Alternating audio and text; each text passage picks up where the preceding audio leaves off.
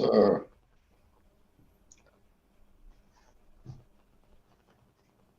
Good evening, YouTube world. Welcome to the Arm Wrestling Buzz episode 10. We got the normal crew in the house from the Arm Wrestling Buzz crew. We got Josh. He might not be an arm wrestler, but he is the biggest arm wrestling fan from Grip and Rip.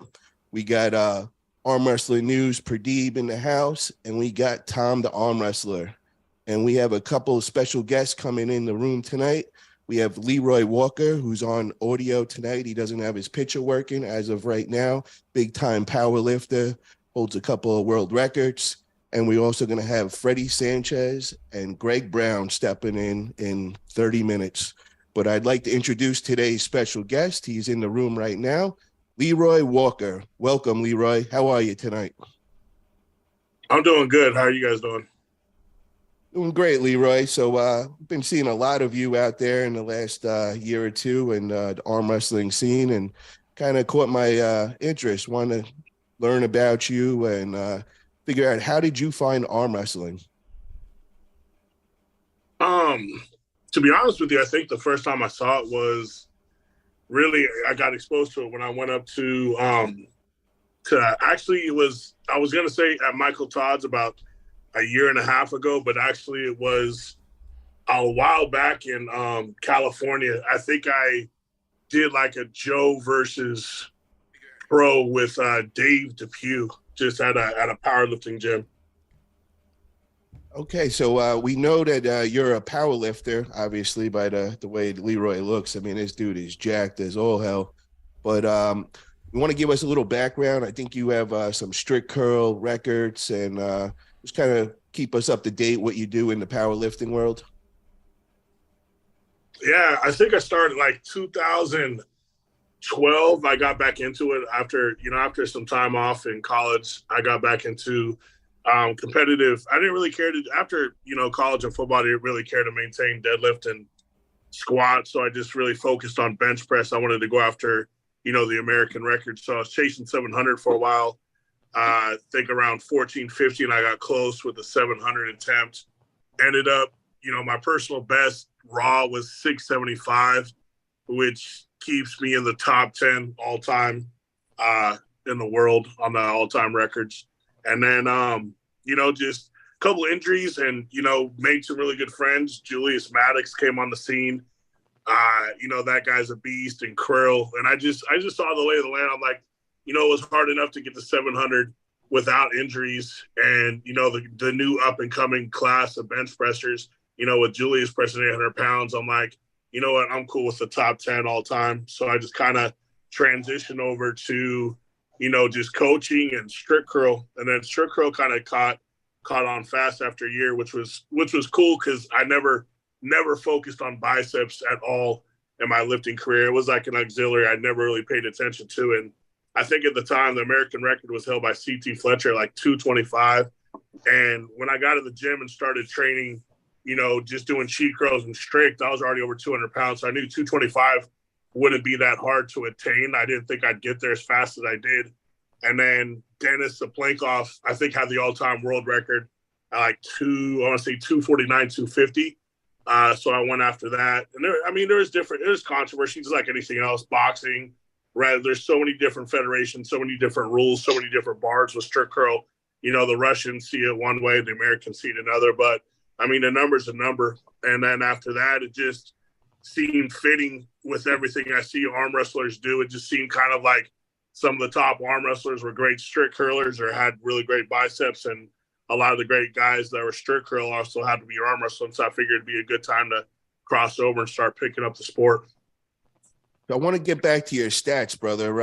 How tall are you? What's your age at? And what's your walk around weight at? I'd say at 5'11", walk around rate is 350, trying to get it down to about, 310, 300-ish. Wow. And what's your age? 45. 45. And where did you grow up? What was that? What state did you grow up in? I grew up I grew up in Washington State, and then transitioned, spent most of all my college years in California, and then resided there for most of my adult life till the last few, like 5-6 years. I spent some time in Austin, Texas. Shout out to everyone at Big Tex, Austin Arm Wrestlers. Austin, there's two great teams in Austin. So I spent some time, learning with them, and then transitioned back to California, where I'm at right now. Okay, so what actually got you into arm wrestling? Where did you discover this? And I gotta say, bro, 5'11" and 350 pounds. Holy shit, what a monster, bro. I've always been interested in transitioning. I was always kind of like just waiting till the time was right. I felt getting out of bench press, I got out the right time. And then, strict curl, it just happened so fast. There wasn't really anything else competitive to do. It's not like, the thing I like about arm wrestling is I get a kick out of like the beefs. I know Tom's got a beef you guys are going to discuss here. That shit has me just fucking dying, just the shit people get into beefs over arm wrestling. But anyways, it was something where you can face people head to head. Like with the health stuff Dennis was going through, I was never going to go head to head and curl against Dennis. I don't really see any comp. The closest American I think is like 215 on the strict curl right now. So it's like one of those things. I don't believe in this pussy fight generation where everybody wants a fucking participation award. You show up and you're best of fucking 2 at a meet, and so I figured with the best in the strict curl game being, the Eastern Europeans, I'm not going to Russia anytime soon, and they're not coming over here to go head to head. So I figured arm wrestling is a great sport where you can kind of, get in. I like the challenge of being a rookie. I like the target on my back. I like the shit talk. I like the beef, but I also like the camaraderie. I like that, the upper level guys are the most humble. They're the most willing to kind of like take you under the wing. And most of the shit talkers and most of the guys who are just like want to, just kind of, I don't know, not stab in the back, but they're just kind of catty. They're like the mid-level or, the newbies to the sport. At least that's what I'm finding. So I'm finding the top level. And it's the same thing in powerlifters. With social media, you won't see a top-level guy blatantly go to someone else's page and talk shit. Just like the comment sections on arm wrestling. It's like, I'm fortunate for social media. I don't think I'm any better than what I am. I'll tell everybody first and foremost, I'm a rookie. I've been doing it probably less than a year, and not even serious because I've had powerlifting contracts and other stuff as far as content that I still had to compete and make content for the powerlifting side of it, like Ghost and Lockjaw and other sponsors that I have. So I would just do light shit like arm wrestle. Like I'll tell people, I'll joke it, I'll say it, I'm 99-0 against women, but against guys who actually know what they're doing, like the Derricks and, the Mikes and the Paul Lynns, I'm like 3-50. You know what I mean? It's just, it is what it is. But you can arm wrestle anyone, and it makes, as far as making money on the social media side, it makes good content. But I don't ever mistake that I'm any better than what, I appear. Social media can make anybody look great. And by all means, I'm still a rookie, and I'm loving to pay my dues. So let me ask you, brother, when did you get real serious with arm wrestling? When did you say this is going to be a thing for you? And where are you looking to take this, man? Are you trying to be one of the next elites coming up? Are you planning on doing a lot of tournament pulling? Or are you sticking to super matches? What's the plan for Leroy? The plan, make no mistake about it. I know it's going to sound, some people are going to be kind of taken back, but I didn't want to link up with guys like, Derek and Mega Mike and, the chance to pull with Larry, and Brandon Allen, some guys that are, central or local to California. I plan to be, one of the best. Make no mistake about it. It's like, I've had that chip on my shoulder. Everybody told me, oh, you'll never get over 600 in a bench press, and I made that happen. Everyone said you'll never get to an elite level in strict curl. That happened less than a year. All I've known is people to tell me what I can't do, and I overcome it. So with that being said, I don't think it's, and mind you, when I say this, I know there's not a huge correlation, and I get in debates about this all the time about gym strength and bro science versus transitioning to the arm wrestling. But I think it's easier for a super strong guy to learn really good technique and learn to focus that gym power. And that, I think it's more the mindset. I think that will transition great to the work ethic that it takes to become great at anything. So I think coming with that background and that work ethic, I don't think it's going to be hard at all. And I'm telling you, it won't be hard at all to transition to, at least one of the top 10 in California within the next year in the heavyweight division. I would be sad if I didn't. So let me ask you, brother. So how are you doing right off the bat? Is this power that you have in the gym? Obviously, you got a lot of it. Is it transitioning to the table for you? Are you able to really put that horsepower down now and collect a lot of wins out there right now, or it's a slow transition? No, I think it's been a fast transition. Like I said, I'm not gonna overvalue myself. And when I say that, how do I put it in perspective? It's like kind of like you have your persona, what you put out there, kind of procedure yourself. So if I had to be honest, is there hands out there that I'm intimidated by?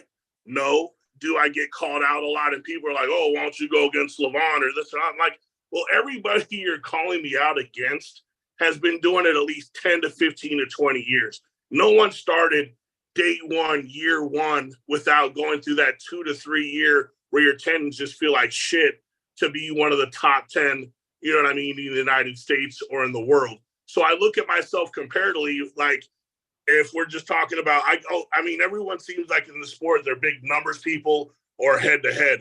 I don't have a ton of head to head matches. I mean, I took a super match.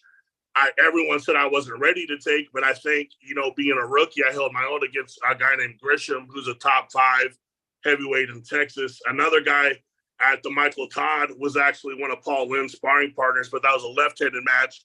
He was a pro, I was a rookie. I got injured. But as far as paying my dues, I think to go from a nobody in the sport to, I think it was the PAL or something nationals, I won rookie. I took first right, second left. Texas State took first left or first right, second left. So amongst rookies and the people at my level, I'm winning the tournaments I should win. You know what I mean? So this next year, I'm going to take some bumps and bruises. I'm not going to shy away, from the super matches or if people call me out. Like right now against when I take on a match against like a Mega Mike or Brandon Allen, yeah, I would welcome that match. Do I think I'm going to lose every match? No. Do I think I'm going to get 1 or 2 wins? Possibly. With coaching and being focused like I am now that powerlifting isn't my focus on the gym, now that I'm doing specific stuff. And I think the biggest thing is I'm sparring smarter. I think Tom can attest to this, because you're new to the sport, but you've climbed fast. And, there's a lot of people want to say what similarities. Like I can go against a guy like Dimitri in Austin and who's fucking phenomenal. People have no great idea how great Dimitri Katchen is. I can get on. I can't move his wrist, but I'm not necessarily going to get flashed every time. And then, other guys like, the Dustins and the Gregs. I'm talking about guys from Austin. At first I was getting, it's flash pin. Now I'm getting stops. Now I'm getting wins. With all things being said, they're fresh. I'm fresh.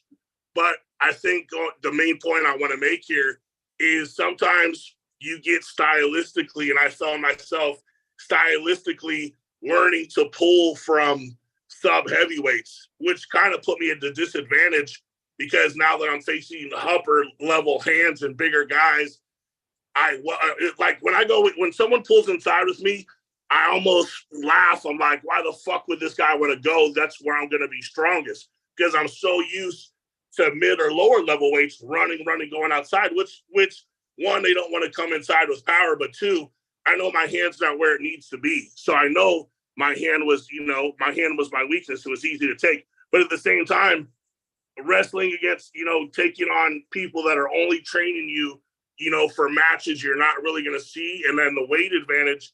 And then the other thing too, is you get a lot of mid-level or low-level guys that just want to get in a strap and they just want to bang the shit out of each other and ego pull for 2 or 3 hours. So now that I've gotten away from that style I've just what I would just call almost taking 2 steps backwards kind of practice. And now I'm getting more strategic practices with upper level guys and just really learning angles, table time, keeping my, sliding, lat, just coordination, everything. I think I'm going to go leaps and bounds because everybody wanted, like I said, I came into with a target. No one gives a fuck that you're a rookie when you're the 350-pound super heavyweight strict curl guy. Everybody's like, fuck, I got a win on that guy. More people were quick to want to get a win and flash me than really just do like someone like Derek or Dimitri would do. They kind of pull me in the side or a Paul Lynn. Hey, let's work on angles. Let's work on this. Let's work on that. And that's what I love and I respect about it. I love the fact that I got my ass kicked, but I love being able to level up and the higher level guys see the potential. That's what really motivates me and drives me right now. Yeah, what you're definitely experienced, bro, is, you got that huge following. You're a monster yourself. So you got these mid-level guys, they look at you, bro, and it's like getting a win on camera to them is like hitting the lotto. So, you're not going to really find too many of those guys that are looking to help you. They're more looking to do a showpiece and get on camera, getting a pin on you. Where, like you said, you got the top level guys, Paul Lynns and guys like that. Dimitri, he's a world champion, unbelievable arm wrestler. Their egos aren't playing a factor in it. So those guys will take you under the wing and really show you how to use all the potential you got. But what I really am happy about is seeing that you, with this big powerlifting background, getting into our sport. And, I've been saying recently that we got to get these strong men in there. We got to find guys that are just freak shows so that we could find possible competition for this guy, Levon, man, that just seems to be steamrolling through everybody. And, the place that I was thinking of looking was the strong men, the powerlifters, guys like you. And it's a great thing that you got a big following. And I hope you really stick with arm wrestling and encourage you just to spread the sport because it is such an amazing sport. Did you guys hear that Brian Shaw is doing like an arm wrestling competition thing at one of his Shaw Classic things, I believe? Yeah, he's gonna have one match each day. Larry talked to me about that at that mega, I want to call it the mega practice with Mike and Derek and Larry. He was mentioning me that Brian's advancing, pretty good. Brian's got a deep passion from what I hear for arm wrestling, but he's not really outwardly. People in arm wrestling, like you, like everybody on this panel probably knows, he's really getting some good coin time in, but he's not openly outward on social media, promoting it like, some other people might. So he's doing it behind the scenes. Brian Shaw is training. That's a scary thought. Yeah, I would take that match until he gets more confident and more advanced into the sport before he starts pushing it too. Yeah, that could be a possibility. Let me ask you guys, how long do you think it's going to take for guys like Leroy with insane power coming from powerlifting backgrounds? How long is it going to take for them to get into arm wrestling and to come the next elite level? Like, how many years do we think it's going to take, or do we think it's going to be quicker than years? Well, he's starting with the genetic advantage for sure, but it really just depends how bad he wants it. He seems pretty passionate, pretty obsessive about it. So that same mentality that got him to get so strong at the bench press and the curl is going to transfer over. And then the other thing, Leroy, I got to ask you, brother, is how is it on your tendons? Because, I came from a bodybuilding background before I got into arm wrestling. So we really didn't hit the tendons that much. Everything was max out the muscle, and I contribute that's why I hurt myself when I first got in and popped both bicep tendons. But I've heard with the power lifters, you guys been training your tendons from day one. So I'm just curious, do you witness that real sore tendons after you pull, after like a table time practice the next day? Do you see that, or not really? You're used to that? I did. I don't want to say I hear what you're saying, and I 100% agree with it. And I think the biggest thing, I think people who are really knowledgeable, like I've heard Tom, talk about this last time, where guys were kind of giving him shit about, how fast he's progressed. But I see it really comes, and it's something I say all the time. It really, a new word that a lot of people are really, I think, need to pay more attention to is sport specificity. Like, I get so much shit for say, for example, here's the analogy. Most people look at strict curlers, and if you look at 90% of strict curlers and how they train, they train to me fucking archaic. They get against the wall, everything's super strict. And when you come from a kinesiology background, yeah, it's one thing to practice how you're going to play, but you consider the biceps are such a small muscle group. If you don't put them through overload, yes, it is going to take a tremendously long time to go from, say, a 150 to a 200-pound strict curl. However, if you do stuff like cheat curls, overload, you treat it just like the bench press or the deadlift. If you use overload progression, if you use static, if you use something that's huge, and I get a lot of shit from, is partials. Arm wrestling is, I would say, 80 to 90% a partial sport, unless you're like a Michael Todd and you're going to fucking sit on the table in the King's move most of your match. For the most part, especially if you're a hook guy, you're in a partial bicep open the whole time. So it makes sense when I transitioned from bench press to strict curl, I trained a ton of partial overloads because I could safely add 50 to sometimes 100 pounds over what you normally would. And never are in arm wrestling, are you ever trying to go full range of motion. So with that being said, in the sport specificity, do I think, would I blanket and say all powerlifters come in with a slight advantage? Maybe a little bit, 10 or 20% if we're just talking across the board. However, when it comes to a certain point where you take so much wear and tear and you either live or die by the bench press. Say for a guy like me, you look at a guy like Spoto, you look at a guy like Jerry, who you're training, you look at a guy like Mendelson. Some of these guys that have tremendous pressing power, they don't go through a lot of the bumps and bruises early on in the sport due to rotator cuff injuries. So if anything, if I was to say from a bench specialist transitioning to arm wrestling, I have a very hardened rotator cuff that's going to leave me not as sore as it would your average newbie. The strict curl aspect of it, so much time under tension, so much wrist wrenching has really strengthened my wrist. However, it's nothing like when you get on the table with someone, that just has superior pronation. That's the one thing I've learned is, I've learned pronation, and a lot of the things is misleading. A lot of people think, oh, grip strength. And you see all these people, these captains of crush. That's great, but most of the people that are great at captain of crush also have huge hands. So it's a leverage thing. It's not a strength thing. So with that transition, do I say all powerlifters have an advantage? No, but with my sport specific, from bench press and so much pressing and rotator cuff hardness, and with the amount, like I can get, a lot of people see, unfortunately, I didn't learn this early on, to keep my palm down. I can be palm up, and because I can curl 250 pounds relatively easy, that doesn't feel like a shitty or a compromised position. I can hold that position for a while because to me, I can build up kinetic build up because to me, it feels like a static hold.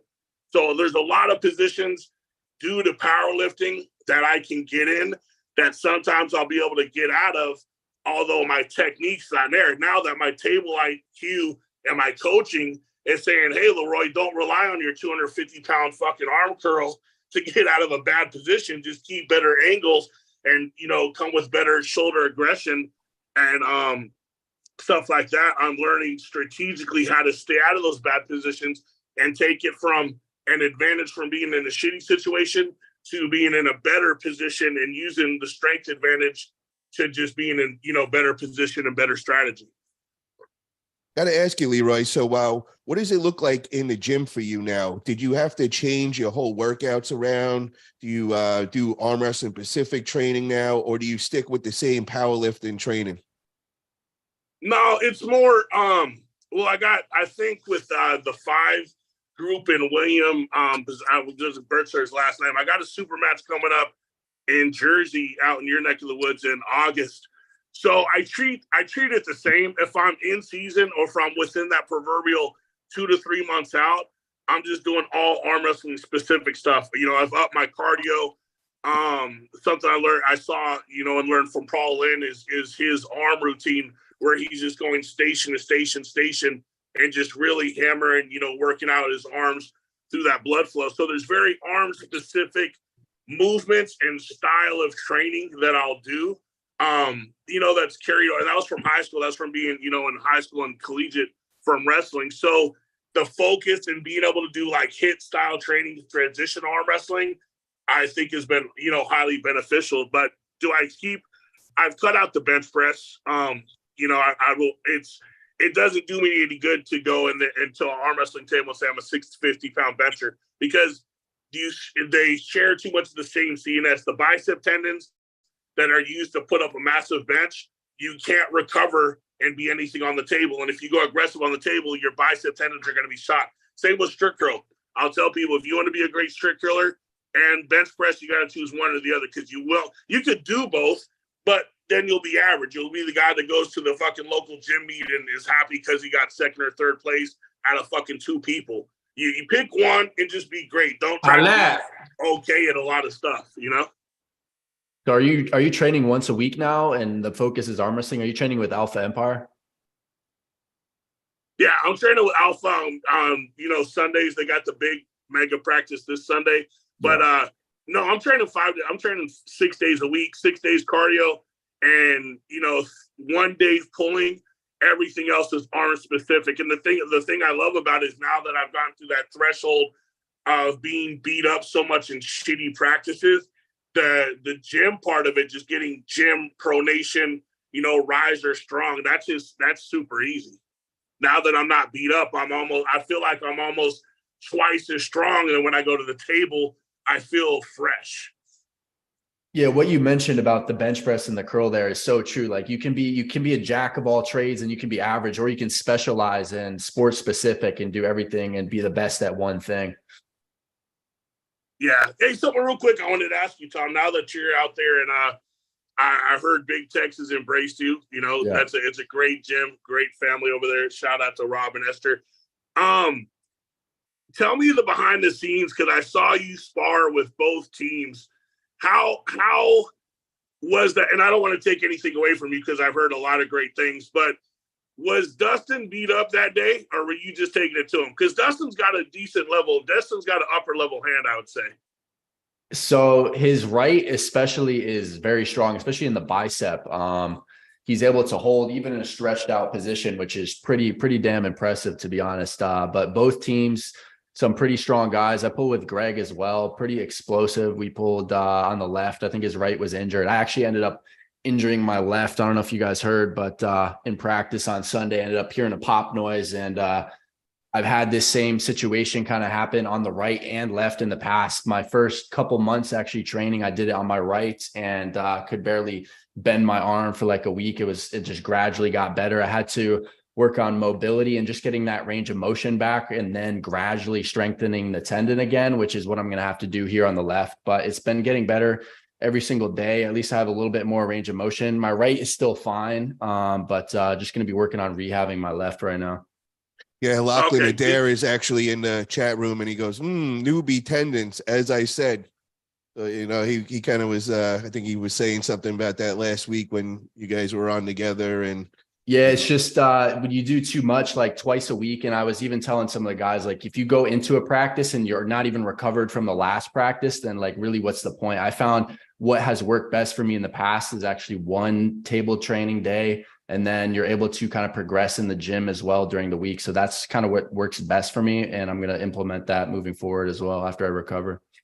I heard what Lachlan said, and I agree with that. I was asking Tom, just more generalization. I'm not trying to turn this into an Austin thing, but I think you probably saw what I was talking about. There's a huge difference between the way Alpha versus Austin practices. So if you're a newbie and you're going to those Austin practices, I was doing so much wear and tear on my arms, versus now I think I'm a little bit more strategic on working what I need to. But, especially with, bigger guys and bigger hands, learning, how to really apply that inside pressure, that inside hook. Yeah, I don't blame Austin, like the group. I think the arm wrestling group is great. It's just a matter of self-control, of knowing when to kind of step back and when you're overtraining. I think that was the main mistake. And I've made that mistake in the past. I haven't had an injury in 2 years, but you learn from it. But Alpha Empire is a great team. I'm sure you'll learn a lot out there. You'll improve a lot of great guys.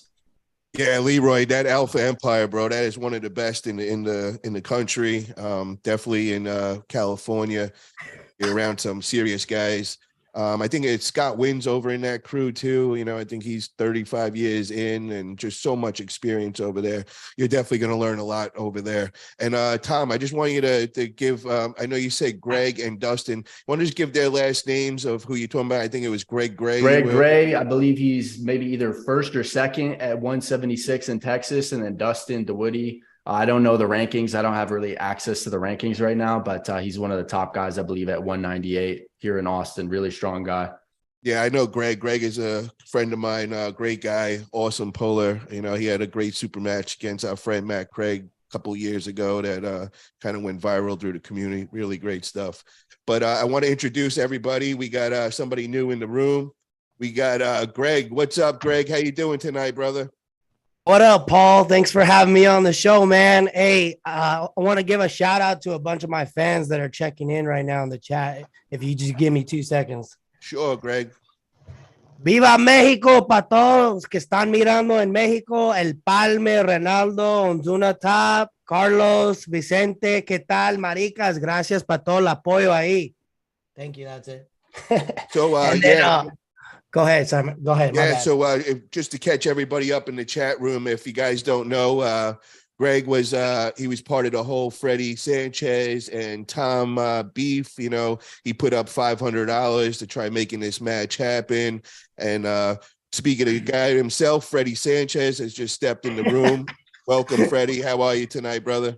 What's going on, Paul? Just doing wonderful tonight, man. I hope everybody's having a great Wednesday night. Thanks for having me on. Tom What's up, Steve Hernandez? Grip and What's Rip, up, what's bro? going on? Pradeep, always a pleasure, bro. And Greg Brown, the man, what's going on? How's that? What up, Freddie Sanchez? Yo, you feeling to get a Head and Shoulders contract with that fucking hair, man? Let's go, baby. I Hey, need a Pradeep. sponsorship. I need a sponsorship from Head and Shoulders and a sponsorship from Duvalin right You here. could baby. literally take over. Raza. You could literally take over the Tecate guy. You're the most interesting man in the world. His fucking kid, bro. That's your fucking dad right there, bro.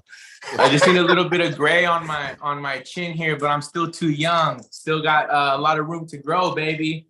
Well, Dude, my mom's in the chat. Hey, mom, I love you. Let's go. well, Greg and Freddie, we also got Leroy in the house. Leroy was living in Texas. He's now in SoCal, California, big time power lifter. He's doing great things for our sport. So just want to let you guys know he's in the room as well. And I want to kind of just catch everybody up on what's going on with the drama between Freddie and Tom. Kind of give us an update. What went on? I know after the show of the last show, you know, there was some talk of a promoter picking up this match and some money being thrown around. So one of you guys want to just catch us up to date on that all? Let them know. Well, first of all, I want to say what's up, Leroy. Too bad I can't see your video though, bro. I mean, I'm a huge fan. You're an amazing power lifter and bicep curler, bro. I see your Instagram. I follow you. I like all your posts, bro. If you guys haven't already, go follow Leroy. He's a freaking freak of nature, bro. So definitely also want to say what's up to you, man. So Freddie, you want to I catch gotta fix this up. I gotta fix this video. Sorry about that, you guys. Hey, Yeah, Rip and Rip. I think you can click. What's up, bro? Start video. I've seen Start your video on YouTubes. Zoom. We've been on the podcast twice. I've never even heard you talk, bro. What's going on, brother? Start video on your Zoom. It should say start video. Oh, can Rip and Rip hear me? left. I don't know. Yeah, I don't know Freddie if you can can walk get that you. going. Yeah, People wanna Freddie can see walk you through that. So Can you hear Tom, me, Grip and Rip? I was fucking muted. My fault. No, bro. I'm just saying what's up. We were on the last show together and like we didn't even talk to each other. Right. What's up, dude? So What's up, Tom, man? can you catch us up on everything that's been going on, brother? Because I know you were the one that got the call from the promoter last show and all. You want to just let everybody know? Yeah, I just want to hear from Freddie what his stance is on the match. All right, but catch us up though. Just let us know what actually went on, what promoter, what date was. Well, I had called Freddie. We talked. I said, let's do it July 8th. I talked to one of the promoters at the Locked and Loaded series, which is a great series. Shout out to Greg Sharp. You're doing big things. Wanted to set it up there. He said that was cool. I talked to the Texas Armwrestling League guy. And then I talked to Freddie, but he said he's busy on that date. So I said the 29th. And he said he wants to wait till after the 8th to see if he's banged up from his match to accept the 29th. So I'm curious to hear from Freddie if he has any updates, anything changed since we last talked. And what's the cash prize on there? What is being offered on the table as a cash prize? Because I know there was a little back and forth on. So originally I said 1,500. Obviously that became a big deal. So then I talked to Greg after the podcast. I said, here, let's come to an agreement. He said 750 would be good, but then really it's just want to set up the match. To be honest, I don't even give a shit at this point. Woo! What's up, Freddie? Are we taking this? We lock this in tonight, brother? All right. Well, like I was telling Tom Stubblebine, we were talking on the phone. I think it was last week. He wanted the July 8th date, but I cannot do the July 8th because I already have a commitment to El Paso, West Texas Arm Wrestling Tournament. Here it's my 10th anniversary tournament. That's when it all started for me.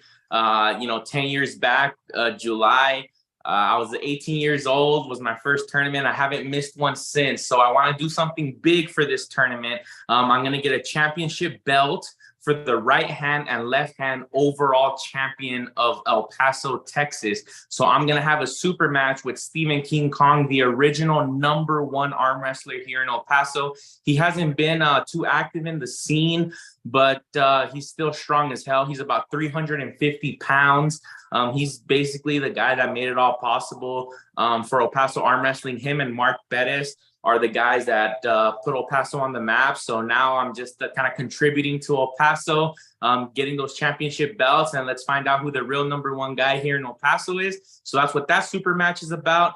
And then Tom Stubblebine had, thrown out a date of July 29th, and I go, that's 3 weeks. That's 3 weeks after that super match. So, okay, after July 8th, I can definitely confirm if, everything turns out good, because I know how this game goes, man. You hit up a tournament and you double book, and all of a sudden you got pain in your tendon, something tears, something pops. I don't really want to for sure be looking at somebody else while I have somebody else in front of me. You know what I'm saying? Yeah, so I was just, bro, I don't know, man. I think we got a date locked in, man. It's 3 weeks after. I say you lock that in right now, and then if something happens and you're hurt after it, then we make the adjustments. But I think we need to get this locked in, guys. I mean, okay, it definitely sounds cool. Tom, how bad are you injured, bro? So it's my left, and I wasn't in a bad position, but I was going too long. Like I was saying earlier, it's just one of those moments where you practice twice a week. You're not even recovered for the next session, which isn't good. Oh, we got Leroy's video there. There he is. The mobility is coming back, flex, but Leroy. Double flex. Let's see that bicep. I'm sorry, Tom, to cut you off, bro. Oh, it's okay. What's going on? Hey, Tom, have you ever seen Karate Kid? The very first one? No, I don't think so. When they get to the apartments in LA and the mom's like, "Hey, look at those palm trees." Bro, that's one of those like pop culture references, and it's been put into like EDM songs when you go to like EDC in Vegas. You're gonna take over that. You're gonna be a beam. You're gonna be like, look at these biceps. Look at these biceps. I'm gonna turn that shit into a disco song, bro. That's what's gonna happen, man. All right. So weren't you saying that you weren't worried about getting injured, and there was this like rookie, brand new arm wrestler mentality? So let's get this out the way. Real quick. So we were talking about July 29th. Was one of the dates that Tom mentioned to me, and I go, okay, that sounds kind of cool. Granted, it's in Austin, Texas, so I'd be going to his backyard. So I was like, okay, well, how about you sweeten up the deal a little bit for me since I'm traveling to you? I'm all in for the July 29th date. It's just I do have a super match in front of me, so I just want to clarify that. I for sure cannot 100% say that I'll be okay for July 29th because I do have somebody in front of me. But if that goes well, I'm all in for that date. We have kind of agreed on a set price for both right and left. So originally it had just been right-handed. That's what I was calling out because my left, I don't really, not that I don't train it, but I'm always constantly having pains with it. I mean, I'm a natural right-handed. And then everybody wants to see right-handed super matches, right? So anyways, Tom Stolbein said, nah, but let's do both arms. And I said, okay, that's fine. I'm down for both arms. I like to party. And so we agreed on both arms. So now what, Tom? Now what? Are we still doing both arms or no, just right-handed?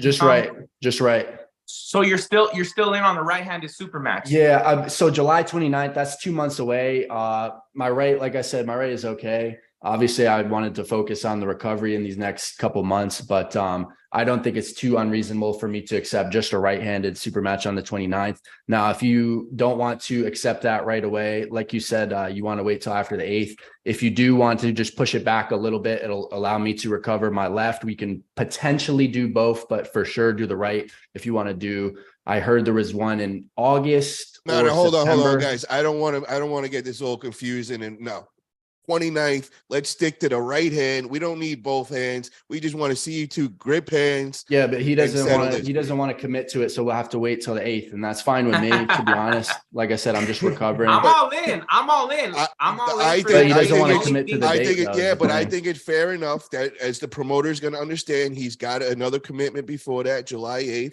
So if that all goes well and there's no injuries from that, we're locked in, guys. Yes, sir. We want to hear this is locked in tonight. We want to actually know that we're. So it's a yes. It's a yes from Freddie. How much am I betting? 300 or 150?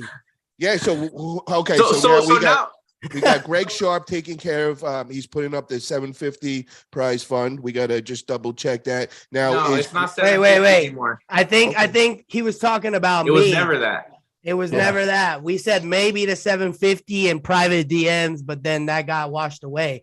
They said 150 per arm. So, now it's only a one-arm game. So what are we doing? 150 let me ask you.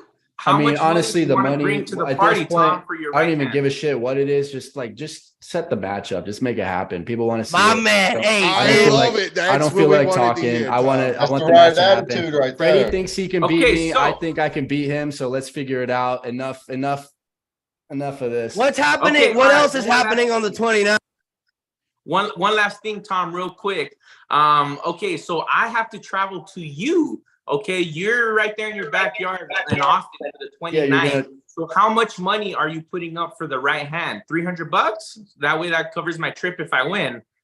We can do that if that's what you demand. I mean, honestly, I don't even care about the money. I would just say you can come out. How far are you all apart? Put up some money, 300 and I'll bring 200 and then winner takes a $600 pot. That's fine. 300. Hey, shout out to all my supporters in the chat, man. Fucking love all you guys, bro. Hey, Jesse Howlick, way to win $1,000 and make Tom look like a bitch. There was 2 guys in Arizona. They said, fuck you. The other guy said, fuck you. And they both bet $1,000 and met up at a bar. Woo! Arizona arm wrestling, baby. So holy shit, bro. Tom, are we locked in now? So it's $300 right arm in your backyard in Austin. 100%. Oh, I love it, guys. So, guys. So that's it. It's locked in. Wait, let me ask. Well, it's not locked in for Freddie, obviously. Hey, Tom, look at these biceps. Hold on, Greg. Let me ask Tom one more thing. Because when we were on the phone, I told you, bro, I was like, I don't like double booking because there's a potential for injury. Now, you got an injury on your left. Are you still going to pull the July 8th tournament at Locked and Loaded? We'll see.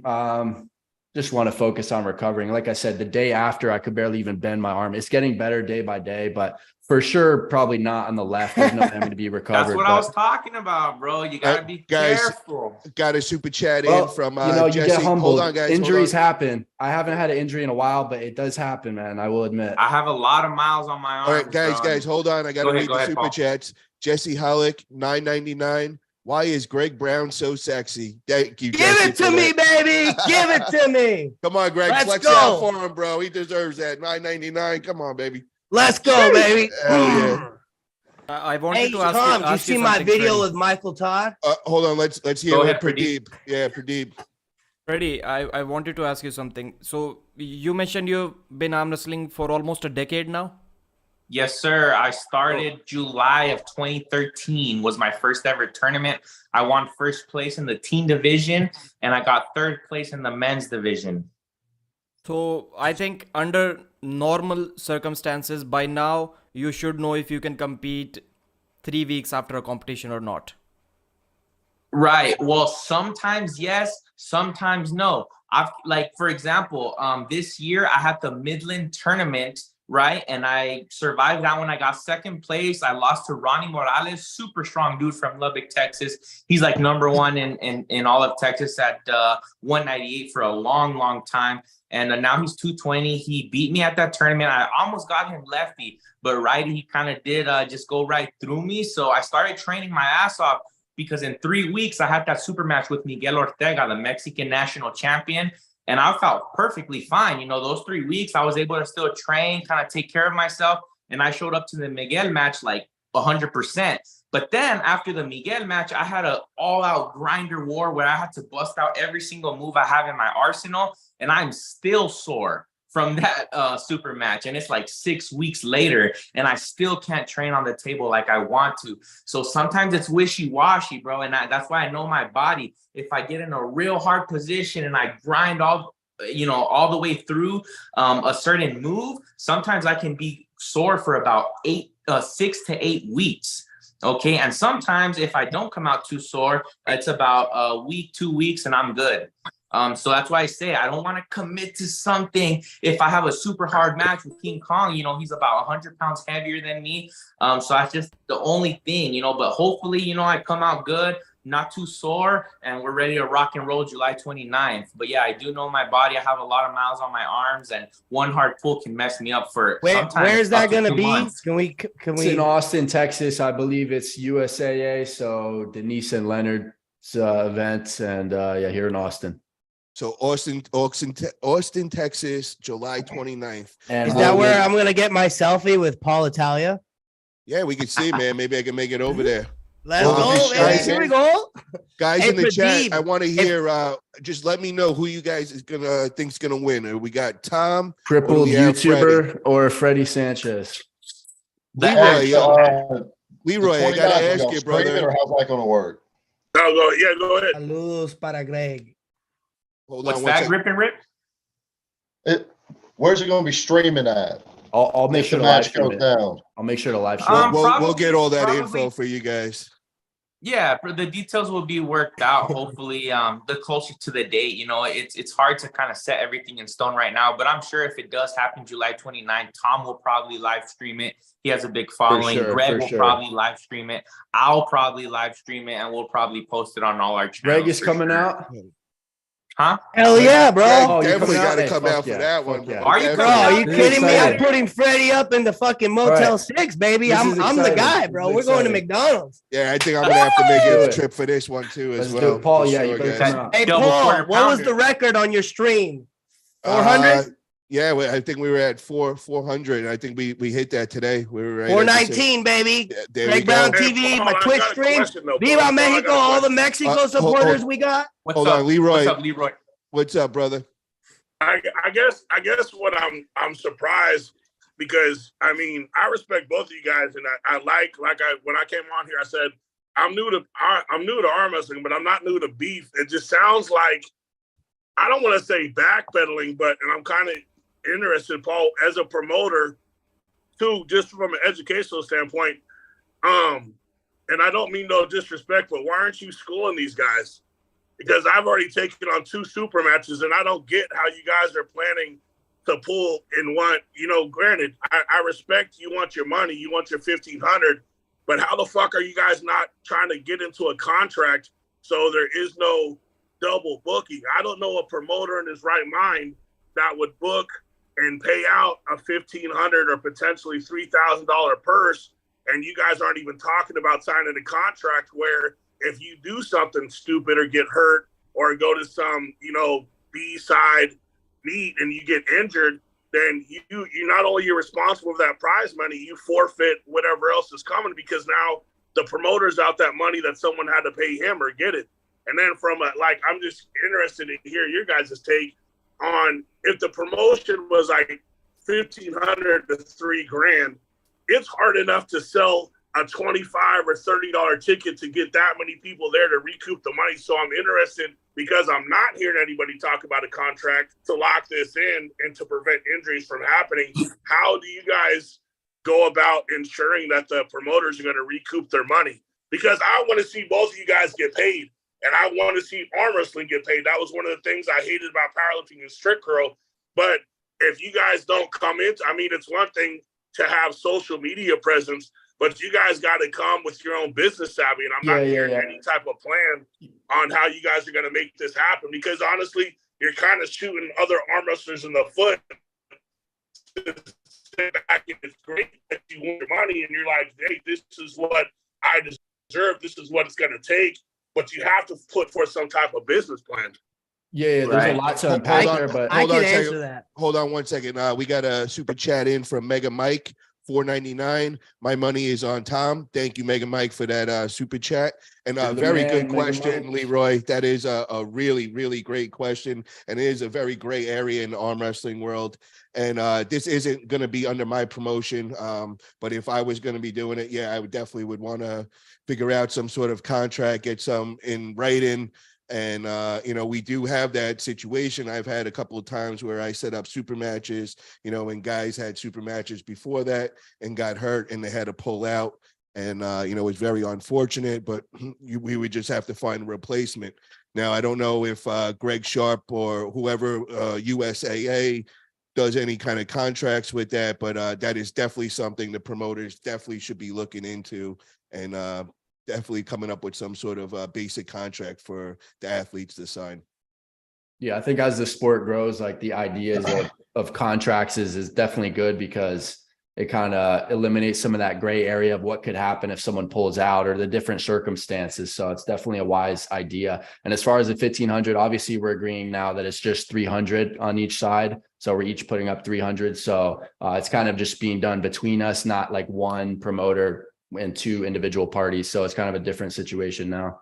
And Leroy, just so you also understand, is that was what my problem was as from the promoter stance, is when Tom wanted the $1,500 cash prize put up. I actually told Tom that I wouldn't put up any pennies for this, because they don't have that big background. They haven't pulled a bunch of super matches before, and where am I going to recoup my money back? And I kept saying that. And we just start handing out $1,500 to a bunch of newbies. Everybody thinks they're the next $1,500 match, and everybody starts hitting you up, and that's just not how it's working out. And that's totally understandable. I wanted to set a precedent. Like I said, initially I wasn't even interested in the match, and I just figured, okay, well, what if I just say this much for the match? Then I would be interested, if that makes sense. But also wanted to set a trend moving forward. I get you said, I'm a nobody and whatever, that's fine. So now obviously now we're going to have the match regardless, but I would really like to see the arm wrestling community grow. So not even just me, guys like Freddie and other people who are new to the sport or growing in the sport will have opportunities to make money, because at the end of the day, our sport is kind of a hobby sport, and most of us have full-time jobs besides it. But as the sport grows, there will be more opportunities. So that's what I would encourage. Yeah, and the way to do it's easy. I mean, you got mentors in Texas, guys like Rob and Esther at Big Tex, where, I mean, say you wanted to put together a 5,000 purse, you're just potentially booking 5 vendors, to sponsor a $1,000 table.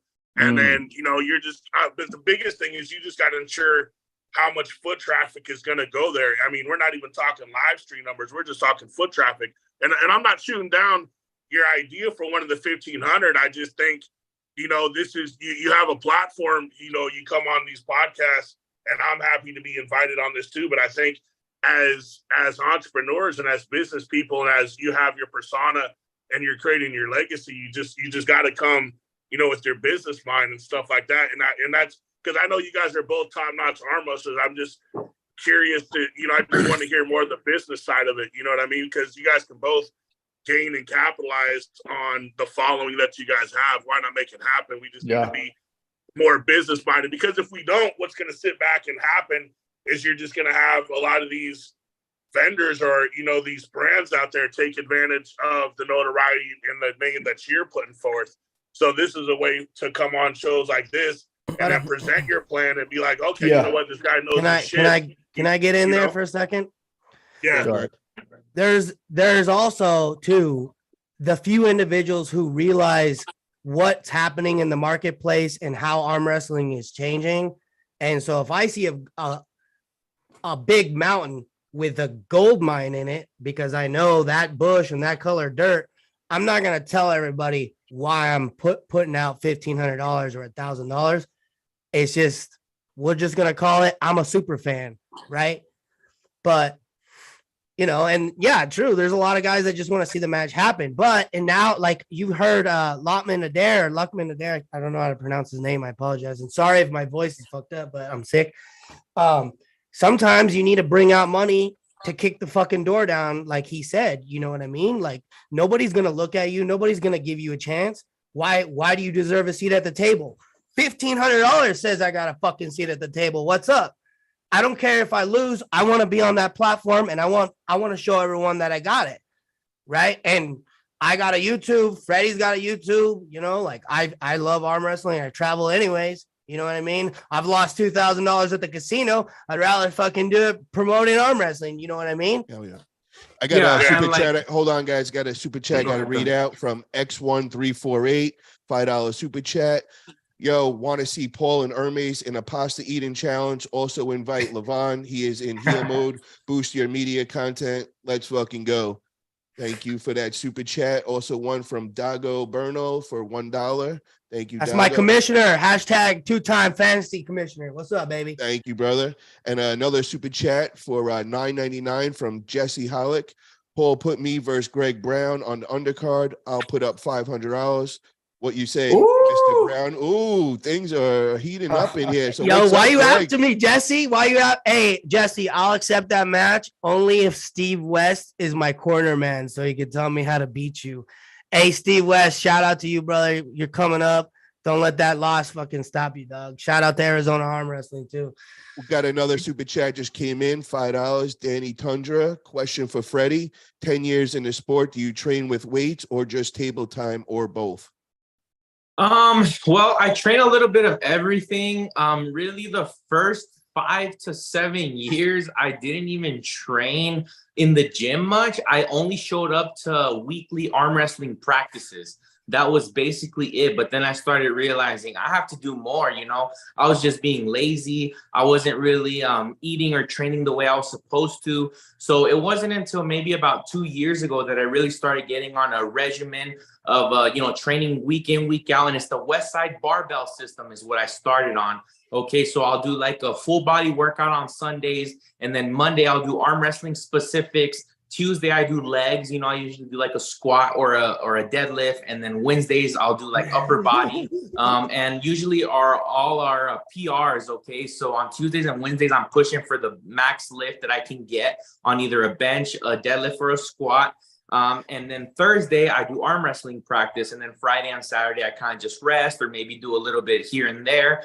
And that's about it. And I've kind of found success with that. But when I do train arm wrestling, I train a little bit of everything. I do some bands, I do some weights, mainly table time. But as time has gone on, I found that table time is not always the best because I'm so beat up all the time because I'm doing, tournaments, I'm doing super matches, and it takes me so long to recover from because of previous injuries, okay? So previous injuries always flare up when I go super hard, like at a tournament or a super match, and I kind of got to come down. So I kind of peak for like tournaments or for super matches. And the way I do that is mainly just rest and blood flow.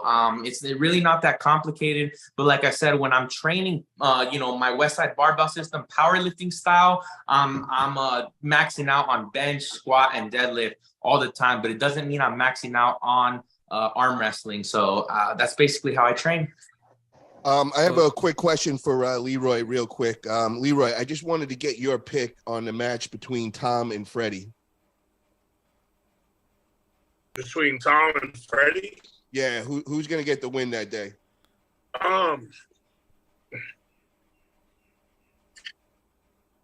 Right? We're going right-handed? We're going right hand. Right hand? Now, remind you, Freddie's 10 years in, right Tom now, is 3. I'd probably lean towards, what was that? Freddie's 10 years in, Tom is 3 years in. You guys, okay. That's a tough one. I'd have to say from what I've seen and who I've gripped up against, because you guys both have common hands. Right now, I would say I give a slight advantage to maybe Freddie, only because I don't know how severe the injury is. But if Freddie, if you didn't, I mean, how was that match? How was that match against Rob? Because was it Morales? Right, Ronnie Morales. Yeah. I've pulled his left and I've pulled his right, and I don't. I mean, he would he beat me at the level I'm at now? Probably, but I don't fear his hand. But I know there's people in Austin that, you know, I think right now, I think Dustin beats Robbie. And I saw Tom hang on the table with Dustin and get a couple pins in a legit practice with Dustin. So head to head, I'd have to say, and both knowing who you've gone against in Texas and where you're at, what, 6 or 7 right now, right? Yeah, right-handed. I think I'm 7. But those rankings aren't really accurate, though. I mean, they're not, but in Texas they are. Nationally, no, because there's guys that could get hot on any day. But I would say, right, you know what I mean? Because the 242 is a tough class. You know what I mean? Yep, for sure. So I will give you that right now. But I also think there's something about, you know, the weight room side of it. That's the one thing I've noticed with a powerlifting background is it blows my mind that there's stuff that arm wrestlers are just getting like kind of like hip to as far as workouts, programming. Another thing I hear about, you know, all these injuries, and I would go to practices and I'm like, how the fuck do you guys not know about BPC, you know what I mean, or TV 500, BP 157? Because I see all these people have all the, you know, what do I do for this and that? I'm like, and it's stuff that we knew like 10 years ago in the powerlifting world, and now I'm just starting to see like arm wrestlers kind of catch up to it. I think maybe they try it and it doesn't work, because I've done 2 cycles of BPC and barely I went from being like totally injured to maybe being able to curl a 40-pound dumbbell after like 6 months. It worked for me, guys. Right after the surgery, I did the BPC 157 on my left arm, and I swear it sped it up like double the time, man. Rather than waiting 3-4 months or whatever, you know, month and a half, I pretty much was back and all that. So I really and really the key to arm wrestling, I think, is staying healthy. I think because when you Tom get Brady, one bro, injury, guy's a fucking vampire, dude. Yeah, because when you get one injury, that shit will haunt you almost for the rest of your career, low key. Like, you know what I mean? Like, you do one hard pull and all of a sudden that injury that happened 2 years ago, now you feel it flaring up a little bit, you know? So it's just like, I wish I would have never gotten injured. I wish I could have been in my own corner, go back in time and be like, train smart, don't get injured at practice. Because 95% of the time that I've gotten injured, or I would like to say 99.9% of the time I've gotten injured is at practice.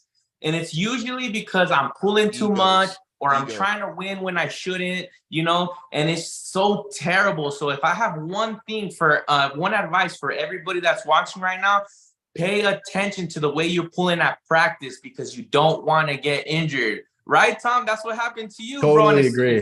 Totally agree. It's definitely a humbling moment, especially when you feel unstoppable and like you're doing twice a week, you know, 3 hours, 4 hours at a time, staying on the table. And then you realize, oh, wait, you're a human. Injuries happen. Maybe be a little smarter. So it's definitely a learning lesson.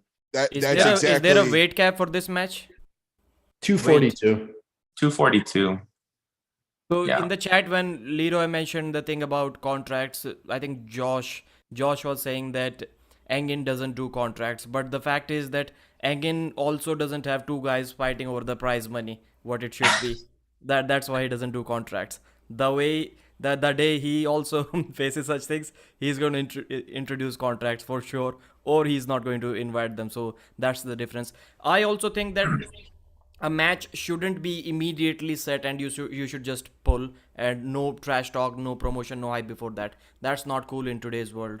But you have to be careful. Like, there is a moment, there is a timeline where if you just keep on talking and the match is not happening, then people kind of get distracted and they don't take that stuff seriously anymore as well.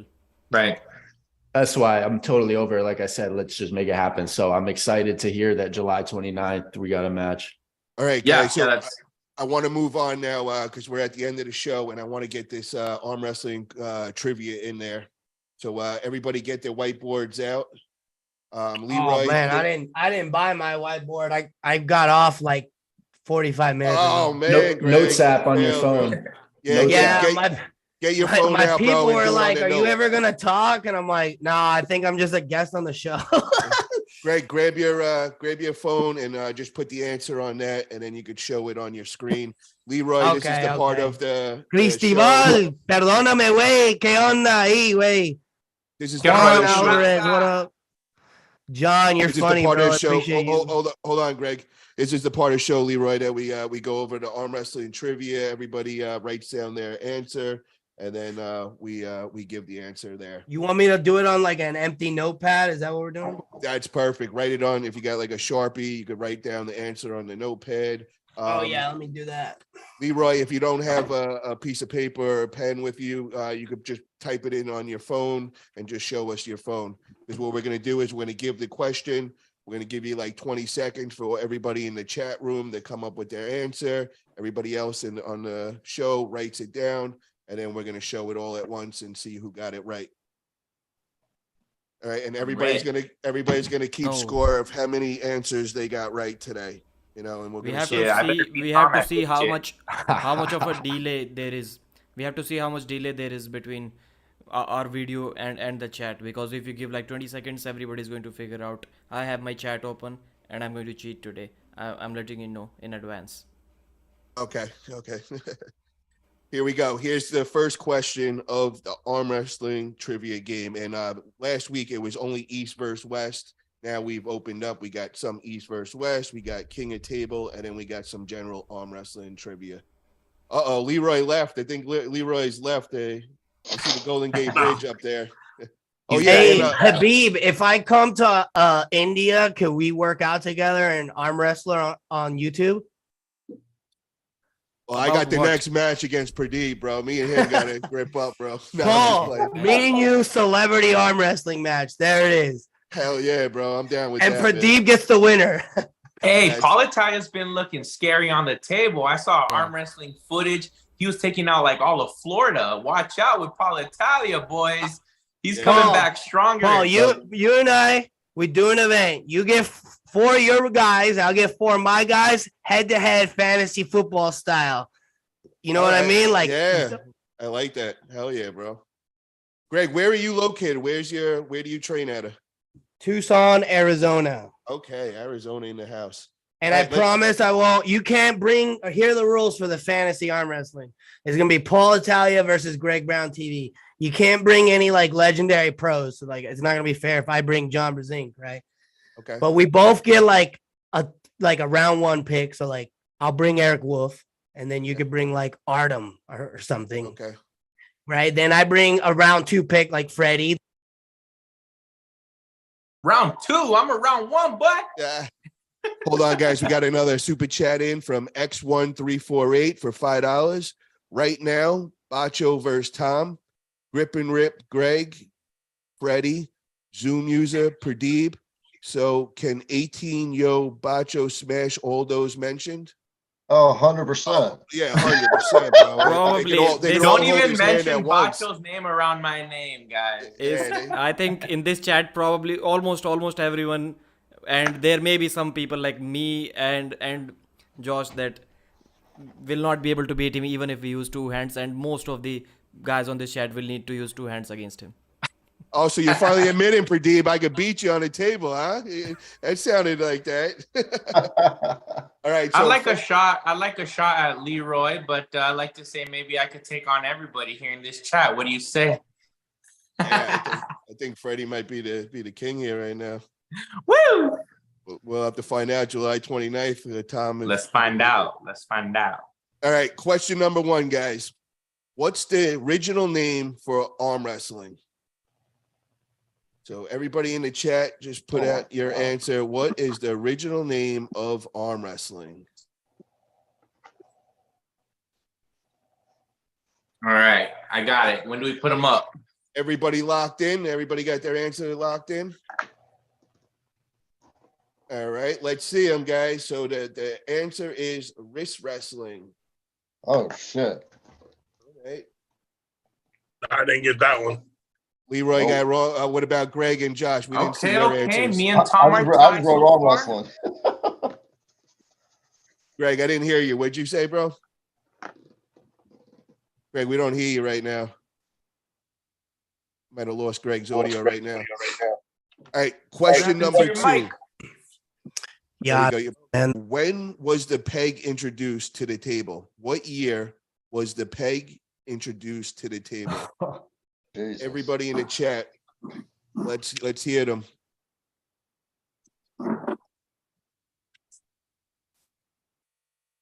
Has everybody got their answer locked in? Wild guess. Let's see them, guys. Let's see the answers. Everybody raise them up. All right, so the answer is 1974. Leroy, We're all wrong, damn it. Leroy, what'd you have there? I had 82. Okay, so not one of you got that one right. Wow. Okay. We're on the 80s. Number 3. That's a hard one. Who is the heaviest arm wrestler ever? This one you guys should know. Everybody should pretty much know this one. What was the question again? Who is the heaviest arm wrestler of all time? So everybody in the chat, let's hear who you guys thinking right now. Did anybody in the chat get that right? No, nobody got the other one right. I'm ready. I'm ready. All right, everybody's locked in. Who is the heaviest arm wrestler of all time? Put them up, guys. Cleve Dean. Yes, everybody got him right. Leroy, were you right on that one, bro? No, I was off on that one. Okay. Greg, what did you put? Greg's mic, it might be out right now. Is it live now? Yeah, I got that one, bro. Cleve Okay. Dean. Nice. You wrote that one after, don't lie. Yeah, I know. I almost I felt like you spelled, just wrote it. I for some reason I thought it was Herb Dean, but then I remember at The referee. John Brzezinski movie. As long as I don't lose to Tom, let's go. We're tied. 2 for 2. Number 4. Who is the oldest arm wrestler still competing today? And I'll give a little tip. In the last 6 months, I practiced with him, and it was on my channel. So Your video is gone, Paul. I got it. let me put that It can be on. anyone. Like these questions are like there cannot be just one answer to that. Like known arm wrestler? Because Yeah. I mean, I know a lot of old arm wrestlers.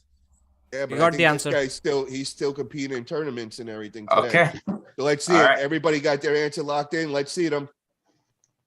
Alan Fisher, Crazy George. That's what I was. All gonna right, say. I have Norm DeVeo. So how old is Crazy George and how old is Norm DeVeo? So Crazy George is like 70s or some shit. Tell me who got it. So Norm is the one. Norm is the oldest. Oh, okay. I got it wrong. For Tom. Winning, right? So Again. everybody in the chat, everybody was putting Crazy George in there. So you guys got to go check Norm DeVeo. He's out of Norm. I know who he is. out of Massachusetts. I was just over there. He trains with Jerry Caderet all the time. Great guy, still on there beating everybody. Number 5, where is the capital of arm wrestling?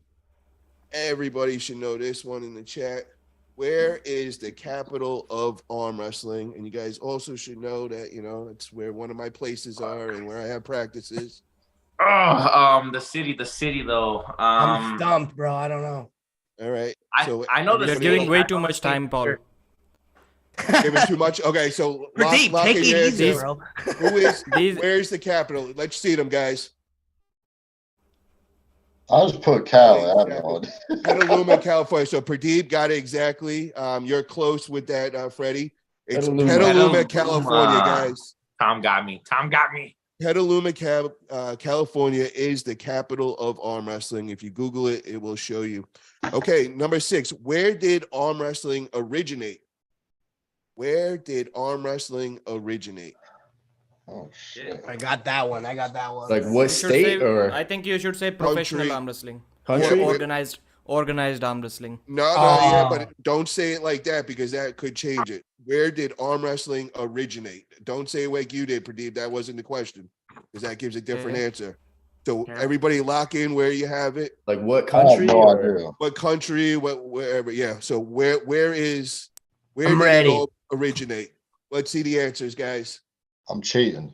USA. Nope. So everybody I- is wrong here. The answer is Egypt. Ancient wow. Egypt is where. Saludos a Nayaid. Gracias a todos mirando de México. What We should have movie? known. Here's an easy one. I think this one you guys should get. I'll be mad if you don't. What movie does everyone associate with arm wrestling? So lock in your answers, and I'm gonna ask. We're gonna ask Leroy. I on didn't this even one. understand. Like, what's the question? There's definitely two of them. What movie does everyone associate with arm wrestling? So when people ask you, what do you do, and you say you're an arm wrestler, what is the first movie everybody always brings up? There might be two of them, but I always one stands out to me, guys. So everybody lock in. Let's see what your answers are. And Leroy, we're gonna ask you, what movie are we talking about right now?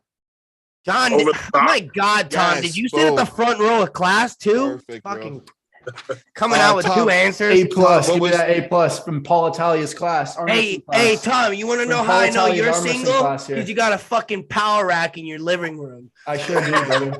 Tom, what was your second answer on that one? Because obviously there's like two. The main one, Over the Top, is more mainstream, but Pulling John is pretty good one. Very good. Yes, you're right on that. Okay, number 8. What is the name of the venue for King of the Table? Oh, I know it. Yeah, you guys should know this one, man. Got a lot of cars that stand out. What is the name of what? The venue. What is the name of the venue where it's held? God, yeah, I don't even know. I don't know. So everybody lock in your answers. What's the name? Let's see it. Let's see it, guys. The Space. Yes, everybody got it right on that one. Very good, very good. Josh, you're slacking over there. Oh, I didn't get that one. Yeah, okay. There it is. Pradeep versus Greg Brown. Done. Yep. Somebody said it in the chat, so it has to happen. What country had competed the most in the King of Table? What country has competed the most in the King of Table? What do you guys think in the chat room, guys? Let's see if we can get this right. Drunk Eddie, that you got that one right with the space. That was good. I like that. So what country? Everybody got their answer locked in? Sir. Let's see them, everybody. And then I want to hear from Leroy. What was your answer on this one? What country? USA. Yes, very good. Everybody got that right. USA is it. And there is Really? I was gonna say Kazakhstan, but all right. No, it was USA with 7 people. Kazakhstan. How many people have competed in King of Table and not in East versus West? How many people have competed in King of Table and not in East versus West? Oh, wow. That's a difficult question, man. And it's lock in your numbers. Just gonna round up here. Yeah, just everybody, let's see the numbers. So the answer is 9. Let's see who's got it. Anybody? Damn, I can only think of Saban and I got 4. Okay. Pradeep and Tom came. I got 30. I don't know. Maybe I misunderstood the question. I think so, bro. Yeah, somebody put in the chat 77. How many people are undefeated in King of Table? Oof. How many people are undefeated in King of Table? Let's hear a chat room. How many do you think are undefeated in the King of Table? Everybody got their Pradeep's count with his fingers. Let's give him another couple of seconds here. Again, that's a hard one. because some people could just win once, but they're undefeated. And not show up again. Yeah. Right. Yeah, but it's still, even if they just won one, they're still undefeated in King of Table. So how many total people? Oh, it's got to be more than this, then. Yeah. Let's see the answers, guys. Let's see them. I put The answer is 10. Okay, Josh can. I'm terrible at this very game. Close. Leroy, did you come close on that one, bro? I was gonna say 12, Okay. but only because there's guys that have competed, like Brandon's competed but never went back. So if we're talking about one-offs, then yeah, the number's gonna be high. Yeah, and that we were talking one-offs. Who had competed the most in King of Table? And there's a couple answers. There's 4 guys as the answer on this. Who had competed the most in King of Table? And one of them is pretty easy because they have, they're associated with King of Table a lot. So there's 4 that are tied, you said? Yeah, 4 of them that are tied. Okay. Wait, so there's a guy who's competed the most in King of the Table, and that's who we need to guess? No, that there's have 4 tied for the people. same amount. There's 4 people total that have competed in the King of Table the most. they're tied with how many matches they had. I have a feeling Pradeep's going to figure this one out. All right, so lock in your answers. There is a tie. Paul, so are you talking about like 3 matches? 4 people. You're talking about 3 matches, right? I'm not sure how many matches, but they've all had. I think I got all 4 of them. Yeah, I believe it is 3 matches. I believe it is 3 matches. Okay. Or it could be 2. It could be 2. I think it's 2 matches actually. Okay, so let's see. Let's lock in your answers. Who are the 4 competitors most in King of Table? So I'm going to give the answer right now. It's Devin, Hermes, Khaled, and Larry Wheels. Oh, shit. I was way off. Okay, yeah. Ready? So what did you have, Pradeep? So, Dave? Larry,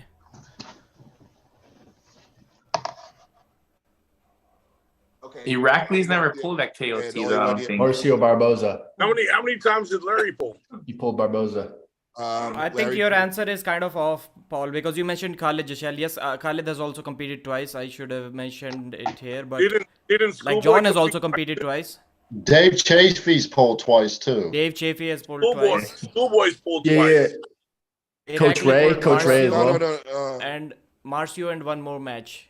Lachlan. Irakli has also pulled twice. So there are many answers to that.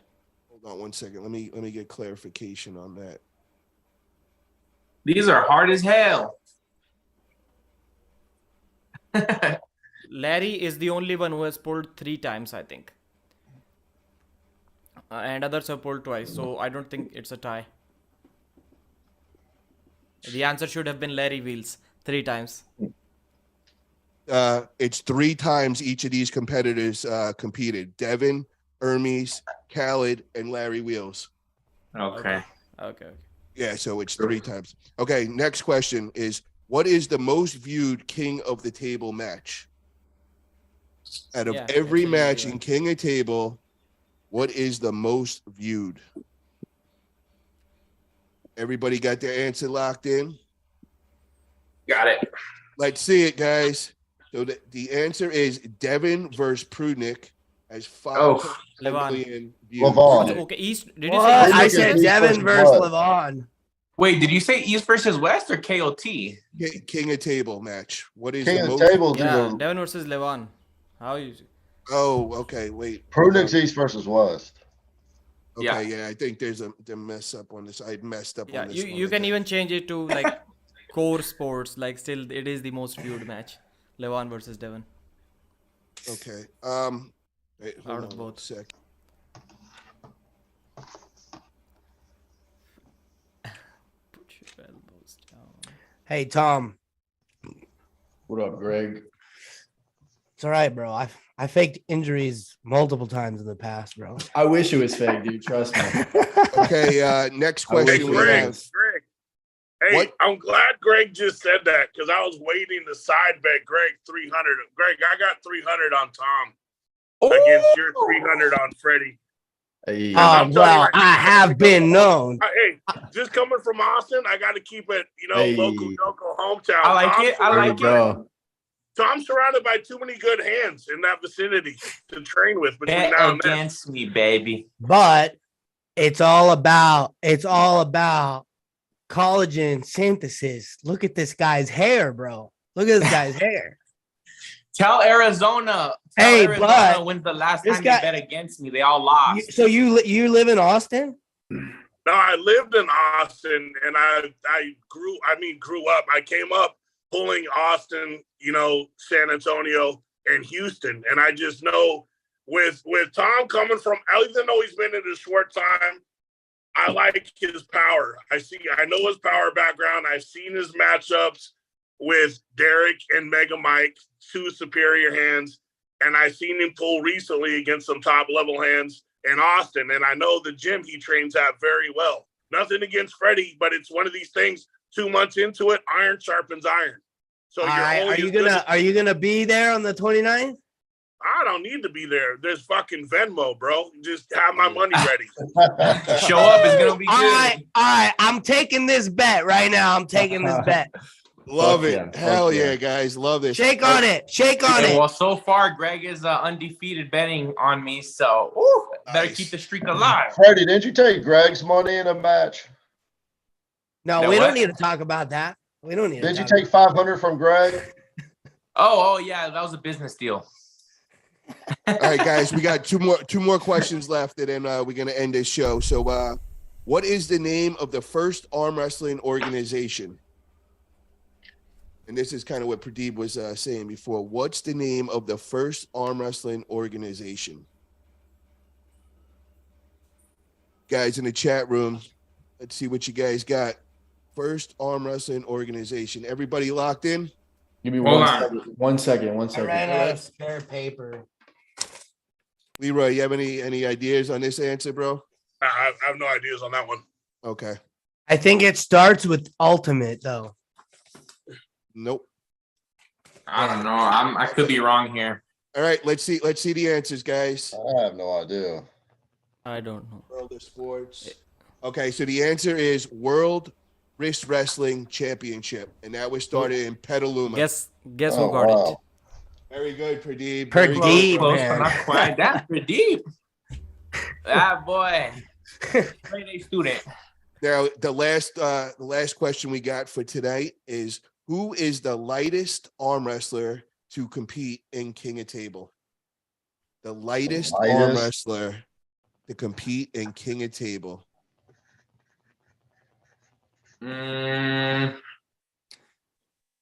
The I lightest. got it. I got it. Okay, so damn. everybody locked in there? No. Hold on. The lightest at King of the Table? The lightest. Damn. All right.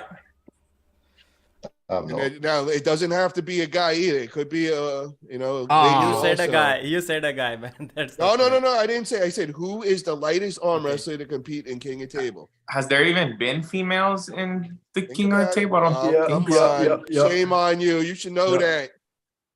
Oh my goodness. Sarah versus Gabby. All right, True. lock it in. Let's see. Who is the lightest?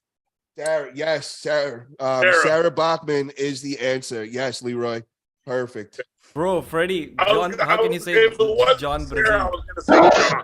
I was Oh, gonna man, say I'm Justin trying to flunk. Bishop, but then you got I'm me. starting to You flunk. got me. 12-hour day at work, bro. I'm on my bad brain cells, bro. Who would be the lightest male arm wrestler who competed? Coach Ray? Corey Miller or Daniel No, Prokopich. King of the Wait, that's not That's Oh, East that's versus not West. King of the East Table. versus Is it West. King of the Table? Is there anyone lighter than Coach Ray? Coach Ray. Oh, he did compete in King of the He Table competed that one against time. That Mazin, Yeah, Indian dude yeah, I or think it was something, right? it was Coach Ray around Yeah. 87, 88 kilos at that time. Yeah, you're right. Hey, So, so, is there any more side? Whose grip and rip are? I like you. I haven't seen you before, but you're no nonsense, and you get straight to the point. You're a meat potatoes guy. I can appreciate that. So I want to know, who are you taking? Because that's going to help me determine if I feel safe about this bet. Well, if you weren't going to bet Greg, I was, but I'm going with Tom. Oh my Oh. God! Everybody's out. I love it. Make me the underdog. We got a Hey, super bro. chat in there from Paul Italia Cigar, $2. Who's winning, Freddie's hair or Tom's beard? Thank you for that super chat. And that's a good one. Ooh. Well, Ooh. Freddie Talk about won college that match. and Hey, Serious, Freddie, he cheated. could be faking this injury so you don't train as hard, bro. No mercy, No, kid. no, No, no, no. fucking We're pulling mercy. on the right. We're pulling on the right, and it's not a fake injury. I wish it was. Trust me. Dude. No, I know I'm telling injuries are the you. worst, bro. Yeah, it I fucking wish you a sucks, fast dude. recovery, for real. I have been. But My we on still gonna get entire it all arm right. wrestling career, as you can see, the wall of WAL was hindered by fucking injuries, bro. Injuries. Speaking of injuries, guys, we got to talk about the big one this week, guys. Unfortunately, Levon, Oof. man, popping his wrist. I tendon. saw that. That It was like purple. Yeah, that really sucked. They put out the video today. It actually showed it as it was happening. Who was he But, pulling? Oh He's no, it doing was a on dumbbell- wrist, he was dumbbell doing wrist wrist curl. curls. Yeah, he was doing Just wrist like curls Okay, really heavy. Can I ask you, Tom, who are you pulling when you got injured? I was pulling Robert Robert who? Fowler. Oh, careful. I pulled that dude lefty, though. I was taking him out. Yeah, I was. Don't forget to mention how good you did when you fucking went. No. But I mean, hey, I'm a rookie, but I know when someone's padding the shit. That's like you just said you pulled Morales left-handed. He's a right-handed guy. You pulled Fowler left-handed. He's a right. That's like saying someone got a win on someone that everybody knows they're a right-handed guy. That's kind of what Tom was saying with Jody Williams, I believe, and that's why Jody was a little upset because I believe Tom beat Jody with his left hand, but he kind of didn't say that. And, but Freddie's a real talent though, bro. Everyone's after this guy now, bro. Eric Wolf was texting me today and he's like, what do I gotta do to beat Freddie? I want to match with Freddie right now. He's like, so I'll fly out to Freddie right now. Because of Tom, right? What's that? I said Freddie's blown up because of Tom. Maybe it was the beautiful video that I made. You're welcome, Tom. Notoriety over here. Notoriety. I got it. Paul's 11,000, your 6,000, my 5,000. You're fucking welcome. Hey, over here putting lighter fluid on your beard. Everybody wins. Everyone wins. Arm wrestling is growing. Everyone's winning, so it's awesome. Yo, Leroy, I got to ask you, brother, is there anybody out there that you want a super match with? Is there anybody you want to call out? Definitely interested to hear if you got anybody on your hit list. I'm pulling a super match against William from the High Five. Great pullers, great team out of Jersey. So that's going to be in August. After that, I think if I could set up a super match, it's been talked about. I wouldn't mind, gripping up with Shaw. Hopefully, something like that. But if I had to go with someone who's, already, open pro class, that people, hinted that would be a great, style matchup, I'd like to get Mendy on the table. He's versed in the sport. He should win, considering he's been doing it for so many years. But everybody's got to start somewhere. Like I said, I'm a rookie. I'm going to pay my dues. But I know my lane. There's guys in this that you just grip up with them. Like you grip up with like a Pablo, you just know right away you have very few lanes. A guy like Paul Lynn, if I've gripped up with him, you're not quick on the draw. It's going to be a very short day. But, for what it's worth, people that, are 1, 2, 3 years into it, like I would take super matches with those guys.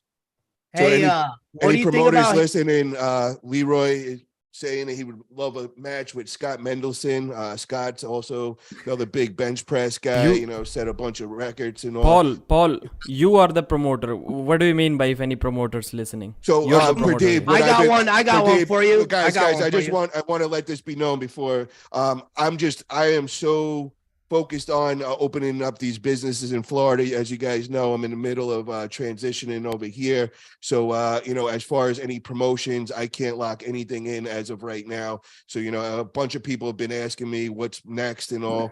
I can't give that answer. As soon as I get this business up and running, believe me, I'm fully back into promoting and setting matches and all that. It's just, I don't want to tell anybody anything right now because I don't have the time right now. But, anybody else, any promoters out there looking for some great matches, Leroy's looking to get a match. And Leroy, I'll fly you out to Mexico. September. There's this guy, Sergio from Mexicali. Dude is insane, bro. And he's what's his weight, Freddie? Like you turned down the match because he's like fucking huge, right? 145 kilo. What's his name? I don't know his last name, but his name's Sergio from Mexicali. And apparently he just rose like 600 pounds with one arm for his like sets. Like, I'm like, holy shit. And I know there's a video of him and Jamie Sheldon, and he was just like, that's that match was offered to me. I definitely didn't turn it down. I just said like any other 242 pound guys. That way, it's a little bit more fair. But I mean, if people want to set me up with that guy, I'm down too. But I'm sure Leroy would do amazing with him. But that's not what I meant. That you didn't. Besides, I said that guy and another guy, and then you and the other guy too. That's what I told the promoter in Mexico. We were just down there, Paul. The tournament was at the beach. It was beautiful. I went against this guy was like undefeated in all the regional tournaments. He's like the ranked 4th. He beat me 3-0, but it was a grinder. It was a grinder. Nice. So, But they have this giant dude that's looking for a guy, and I can make it happen. I'll pay your way out there. Give Mexico some talent. You know, those guys need an opportunity. They're a big ass country with phenomenal athletes. It's like everybody's sleeping on Mexico. Okay. That's because the style's different. A lot of you go to Mexico, you go to Cuba, 90% of the people are going to go inside and hook. So I'll welcome that game all day versus a lot of other, people are more stylistic. They're outside. They are There's hookers. very few people that will grip up right away. Hey, Paul, I gotta go. Okay, Yeah. thank you, Josh. And guys, I just want to throw in one more thing before we call it a night here. And Pradeep's mentioned this before. As far as me getting back into the promotions, and also, I was going around the country and kind of just teaming up with anybody and trying to get my name out there that way. I've recently seen, when I just did that last Cobra Classic and all, it's not the optimal thing for me to do to get a real quality live feed out there and all that. So I've heard Pradeep say that I need to find a home base, and I've been making home base as California. Now it's Florida. So I'm going to be looking for a venue down here where I could hold all of my promotions in one place, because all the big boys, they got that East versus West, got their venue. King of Table has the space. And I feel like that's what Italia Arm Wrestling Promotions is lacking. And that's where I'm going to be looking for in the future. So when you guys all know where Italia Arm Wrestling Promotions, it will be in one place at one venue where I could figure everything out, really put a quality show together. Don't got to be worrying about Wi-Fi and everybody else that's involved. I will be able to control everything. So that's what I'm looking to do in the future. This way I'm not just doing half-ass shows and all over the country. But with that, I just want to end this show tonight. I know we went a little longer than normal. I want to thank Leroy for coming on, brother. It was a pleasure having you on. I wish you the best in your arm wrestling journey. I also want to thank Freddie Sanchez and Greg Brown. Always a lot of fun having you guys on. Love the energy. You guys really get things popping. And I always got to thank the Arm Wrestling Buzz crew, Pradeep, Tom, Josh already left already. But you guys are always the best. And make sure to check out everybody's channel, all their social media. Everybody's doing great things. We will be back on here next Wednesday. Definitely check us out. We'll have some more trivia and more fun things going on. Thank you guys all for coming on tonight. It was a lot of fun. Thanks for having me. See you guys next week. Tom, heal up, man. Get ready. 29th, brother. Let's do it. Leroy, you're on, Leroy. Here we go. Leroy Jenkins. Paul looking huge. Give me some muscle, Paul. Oh, yeah. Share some with me. Damn, Paul. Greg, your money's always good, Greg. Later, I'm always guys. down to take your money. Later. Looking